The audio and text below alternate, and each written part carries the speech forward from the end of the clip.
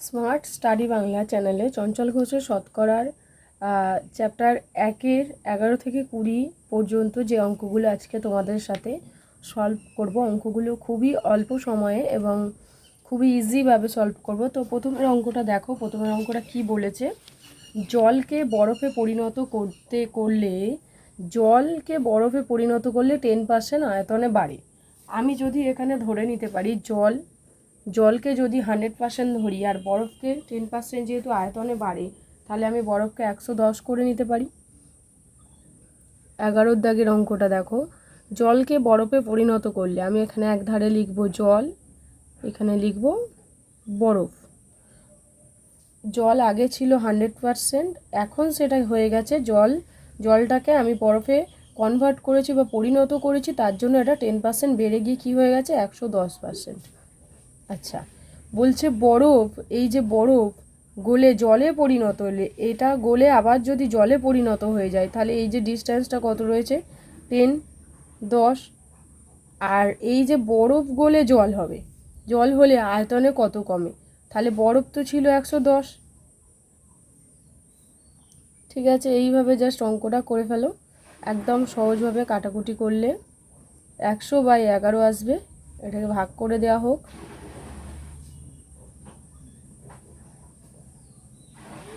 এত পার্সেন্ট।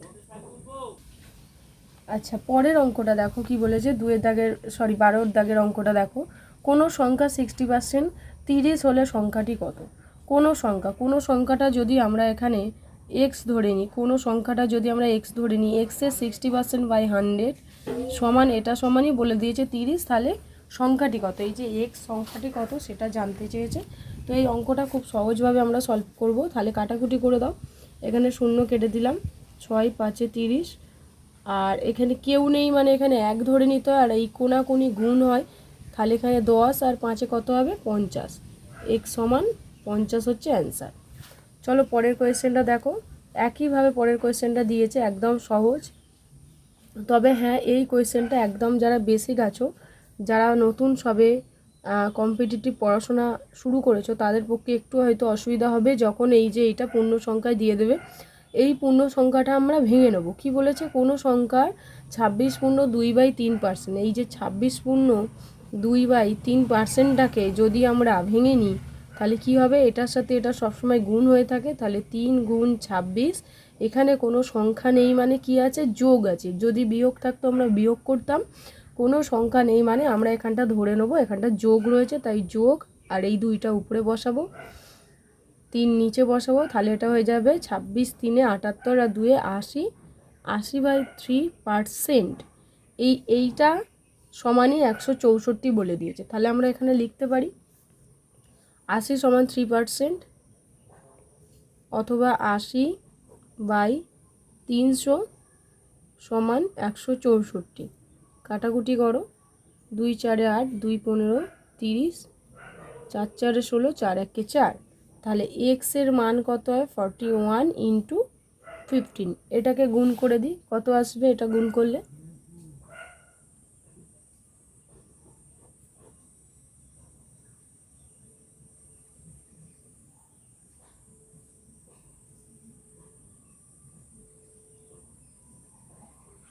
ছশো 15। দেখো অপশানে আমাদের সেকেন্ডে আছে 615, এটা হচ্ছে অ্যান্সার। চলো পরের অঙ্কটা দেখা যাক কি বলেছে।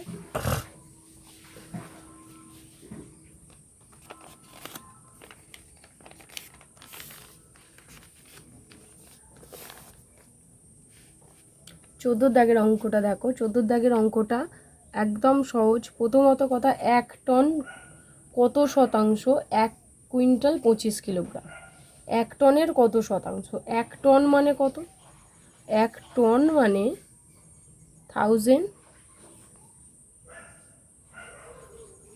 কিলোগ্রাম। এখানে কি বলেছে, 1 কুইন্টাল 25 কিলোগ্রাম, তাহলে এই 1 কুইন্টাল মানে 1 কুইন্টাল 25 কিলোগ্রাম মানে 125 কিলোগ্রাম। ঠিক আছে, তাহলে আমরা এখানে লিখতেই পারি, অঙ্কটা আমরা এভাবে করতেই পারি। কীরকমভাবে করবো দেখো।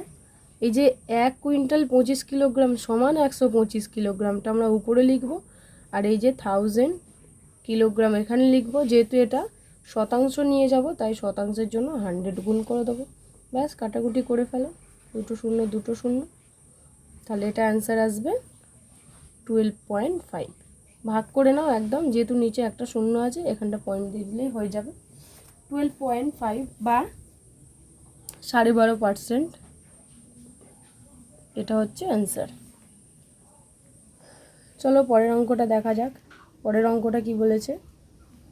এই অঙ্কটাও একইভাবে, এই অঙ্কটা একদম সহজ হবে। 15 দাগের অঙ্কটা, 15 দাগের অঙ্কটা কি বলেছে দেখো। কোনো সংখ্যার 12.5%।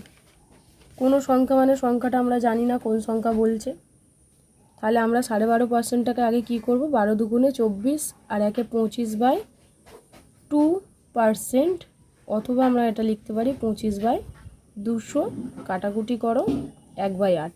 ঠিক আছে। আচ্ছা, এইটা 20 হলে, এই যে 1/8 এটা সমানই 20 হলে, তাহলে 20 নিচে 1 ধরে নাও, এটা গুণ হয়, তাহলে x সমান 8 দুগুণে 16, 160। ওই সংখ্যা 60% কত হবে, ওই সংখ্যা মানে 160-এর 60% সমান কত হবে। 6 6 36, হাতে থাকে 3, 6 কে 6, 7 আর 9 96। ঠিক আছে, তাহলে এই সংখ্যাটা কত হবে, 96 হবে। দেখো অপশান 3তে রয়েছে, অপশান 3তে রয়েছে। তো চলো পরের অঙ্কটা করা যাক, 16 দাগের অঙ্কটা।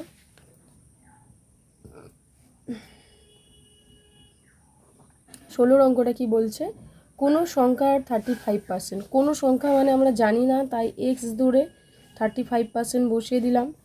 এটা সমান 105 হলো, এটা সমান যদি 105 হয়, ওই সংখ্যার শতকরা, আগে ওই সংখ্যা মানে এক্সটা বার করে নেব। 5 7 35, 5 1 5, 5 7 35, সরি এই কাটাকুটিটা ভুলে হচ্ছে। 5 দুগুণে 10, 5 1 5, 7 3 21। তাহলে এক্সের মান কত আসছে, 300। এক্সের মান কত আসছে, 300। এবারে কি বলেছে, ওই সংখ্যার শতকরা, ওই সংখ্যার মানে এই সংখ্যার শতকরা কত অংশ 100 হবে। যখন কোনো অঙ্কে এরকম ওই সংখ্যার শতকরা কত অংশ 100 হবে, মানে এই সংখ্যাটার কত অংশ 100 হবে, মানে 100টা উপরে বসাবো আর শতকরার জন্য এখানে 100 বসিয়ে দিলাম।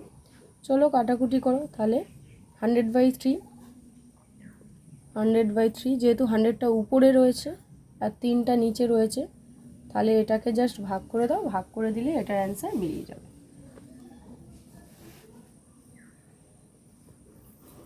3 3 9, 3 3 9, ঠিক আছে, হয়ে গেল 33 পূর্ণ 1/3%। আচ্ছা, এখানে 17 দাগের অঙ্কটা দেখো কি বলেছে, 1 কিলোগ্রাম চায়ের মূল্য 25% বৃদ্ধি পেলে মূল্য বৃদ্ধি পায় 12 টাকা। 1 কিলোগ্রাম চায়ের মূল্য যদি 25% বৃদ্ধি পেয়েছে, যার জন্য এখানে 12 টাকাও বৃদ্ধি পেয়েছে, তবে ওই চায়ের নতুন মূল্য কত হবে। এখানে নতুন মূল্য জানতে চেয়েছে, তাহলে আমাদের নতুন মূল্য জানার জন্য শেষে কিন্তু এই 12 টাকাটা যেহেতু মূল্য, তাই জন্য এটাকে আবার যোগ করতে হবে। তার আগে আমরা অঙ্কটা কিভাবে সলভ করব সেটাই দেখাই। তো চলো, এখানে চায়ের মূল্য 25% বৃদ্ধি পেয়েছে। আচ্ছা, এই যে 25% বৃদ্ধি পেয়েছে, 25% বৃদ্ধি পেয়ে মূল্য বৃদ্ধি কত হয়েছে, 12 টাকা। তাহলে আমি লিখতেই পারি এই 12 টাকা সমানই 25%। তাহলে 1 টাকা সমান 12/25 আর পার্সেন্টেজের জন্য 100। ঠিক আছে, কাটাকুটি করো, 25 4 100, 4 12 48, একদম ইজি অঙ্ক। এটা হলো প্রকৃত মূল্য। এটা কি হয়ে গেল, এটা হলো আমার প্রকৃত মূল্য চায়ের। আচ্ছা, যখনই এটা নতুন মূল্য জানতে চেয়েছে কোয়েশ্চেনে, তখন কি করব, আবার 12 যোগ করব, তার কারণ এই 12 টাকাটা মূল্য বৃদ্ধি পেয়েছিল। তাহলে এটা যোগ করলে কত হচ্ছে, 60। এই 60, এই টাকাটাই হচ্ছে আমার নতুন মূল্য। ঠিক আছে, একদম সহজ অঙ্ক। আচ্ছা, তারপরের অঙ্কটা দেখো, 18 দাগের অঙ্কটা। একটি পেনের মূল্য 7.5% বা 7.5% বৃদ্ধি পাওয়ায় মূল্য বৃদ্ধি পায় 15 টাকা। একই অঙ্ক, একটু হয়তো আলাদা হতে পারে, কোয়েশ্চেনটা পুরোটা পড়ি, তবে ওই পেনের প্রকৃত মূল্য, দেখো এখানে প্রকৃত মূল্য জানতে চেয়েছে। আগের কোয়েশ্চেনটায় ওরা নতুন মূল্য জানতে চেয়েছিল, এখনের কোয়েশ্চেনটা প্রকৃত মূল্য জানতে চাইছে। প্রকৃত মূল্য জানতে চাওয়ার জন্য আমরা কি করব, একই ব্যাপার, 15 টাকা, এই যে 15 টাকা সমানই 7.12%, তাহলে 1 টাকা সমান কী হবে, 15/7.5 করে নিলাম, আর পয়েন্ট তুলে এখানে 10 করে 0 করে দিলাম। এই যে 7.5, এটাকে 7.5 বা 7.5 বলে। আচ্ছা, আর এই পার্সেন্টেজের জন্য একটা 100 বসিয়ে দিলাম। চলো কাটাকুটি করো, এটা সমান এটা, 200 হচ্ছে অ্যান্সার। তাহলে এখানে কি বলেছে, প্রকৃত মূল্য, এটা হয়ে গেল প্রকৃত মূল্য। যদি এটা বলতো যে নতুন মূল্য, এর সাথে আবার কি করতে হবে, এই 15 টাকাটা যোগ করে দিলে 215 টাকা হচ্ছে নতুন মূল্য। বুঝতে পেরেছো, নতুন মূল্য।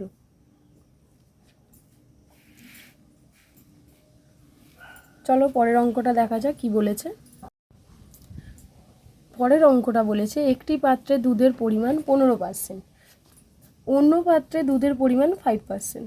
প্রথম পাত্রের সঙ্গে 7 অংশের সঙ্গে এবং দ্বিতীয় পাত্রের 8 অংশের সাথে মিশ্রিত করলে নতুন মিশ্রণে দুধের পরিমাণ শতকরা কত হবে।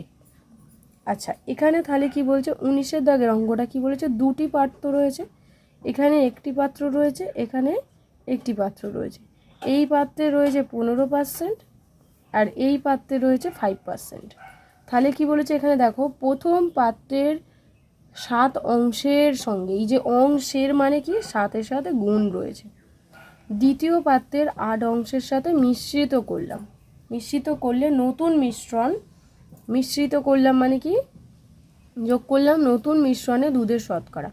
আচ্ছা, 7 অংশ আর 8 অংশ যোগ করলে এখানে 7 + 8 হবে, যোগ করা হলো, তার কারণ এই যে নতুন অংশটা মিশ্রিত করা হয়েছে। এবার বাকিটা করে ফেলো, 7×5 35, 7 3 105 প্লাস 8 5 40 আর 7 আর 8 15। পরের লাইন 145/15, 5 3 15, 5 2 10, 5 9 45। তাহলে এটা আমার আসবে, ভাগ করে দিলে 29-কে 3 দিয়ে 3 9 27, 2 নামলো 2/3%। দেখো অপশানে কোথায় আছে, 9×2/3%, অপশান 3-তে রয়েছে। ঠিক আছে, খুব সহজ একটা অঙ্ক।